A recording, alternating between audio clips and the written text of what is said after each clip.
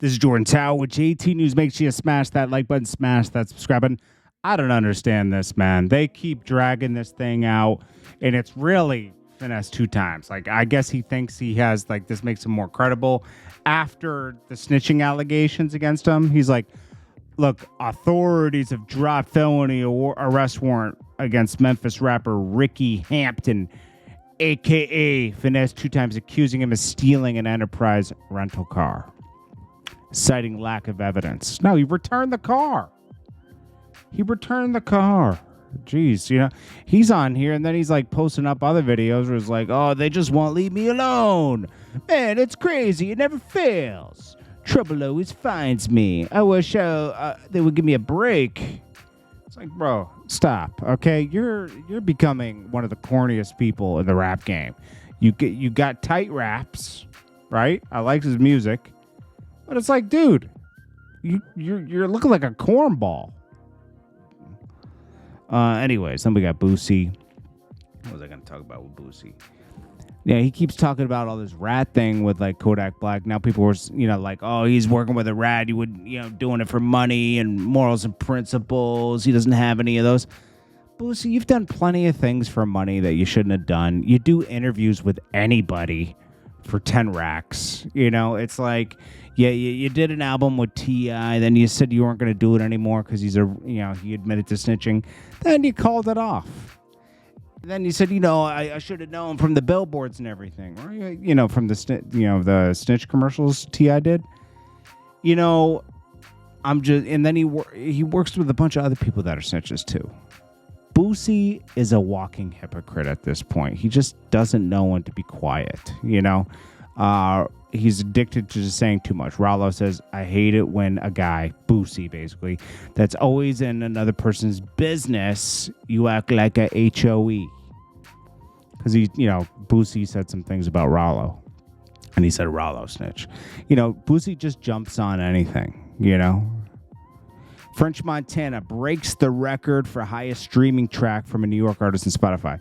Guess whose track it was? It's Sway Lee's track. It's the track where it's French Montana featuring Sway Lee, but it should really be Sway Lee featuring French Montana. French Montana says about maybe 6 bars, 7 bars, the whole track.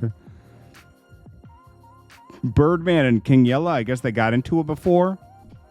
King Yella, in his wild days, 2015-ish, he said I had Birdman's number and I'd send him tracks and everything, and he'd tell me he messes with all of us out in Chicago, and he'd name my ops.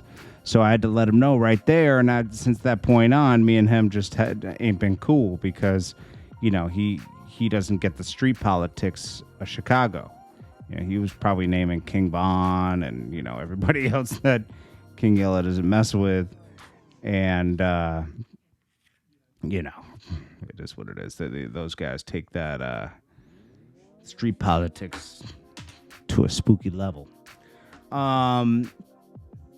Kodak Black actually dissed Tekashi on that song. If you really look at the lyrics, there's a part at the end where he says, I'm so cold, I got a rat giving me cheese. They had to take that part out. He said, so raw, got a rat giving me cheese at the end of the track. They leaked it. The whole thing, bro, he did like a few lyrics for $2 million, I think it was, because some company paid for it, sponsored it. He says, how you lose, it even Tekashi liked it because Kodak's pretty clever, bro. He made it so he'll still like it because he dissed Daniel on it. So he said, how do you lose your girl to a snitch? I'm one man all night. I never need a clip. I mean, these are very easy bars for Kodak. He says, I don't get an F. I'm making millions of plays. Then he keeps repeating things. This is we about to hit a lick. We going in on a verse. We ain't going in on a brick. Ain't quit talking about what you're doing. I gotta eat. I'm missing business with the streets. So it's not business in the streets. They're separate. Let's see. I gotta eat. I'm missing business with the streets. See, he even repeats a line. It ain't no telling that was you what you would have done. He already knew people were going to talk about it. Oh man, it's pretty good. I'll be honest. Meek Mill and Rick Ross link up, but look how Meek Mill's dressed, bro. The only people that wear Timberlands during the summer with shorts are killers, bro. And you're not a killer. I thought Meek Mill was in the gym. He's looking like a praying mantis right now with braids.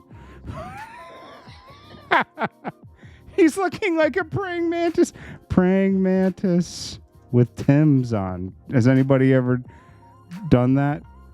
Tim boots. Oh, man. That would be so classic if I could find a picture of that. You know, people do Photoshops of everything. Oh, my gosh. Meek Mill. Watch this. Are you ready? This is Meek Mill. This is what he looks like meeting Rick Ross.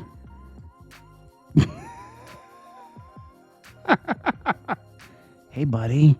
Hey, what's up? All you got to do is flip over the praying mantis. And that's Meek Mill. Oh, yeah. Everything's good, bro. Thanks for buying my house. Oh, man. Anyways. Then we got Quavo and Offset. They're cool now, you know, but he did mention on the song he dropped last night, my cousin jumped out the car, had to keep going. Now he telling the world that we ain't blood. You know it's all love. Yeah, it's all love. So I guess it's like, because Offset was going around saying they're not really related. YSL affiliate PeeWee Roscoe finally arrested. So he was supposed to be part of that YSL indictment too. He got out of jail from the Wayne bus shooting thing, but then he was indicted in the 2020. Was that last year? Everyone got indicted, like the beginning of last year, right? Yeah, and he was on the run. Carly. She got fired from her job. They don't believe her little kidnapping story. That's her name, right? Carly Russell? I get confused with this. Let's see. Let's make sure. Her correct name. Anyway, she got fired from her job because nobody believes her. Oh, here it is right here. What's this? What is this? Who's linking me in this? Oh, yeah.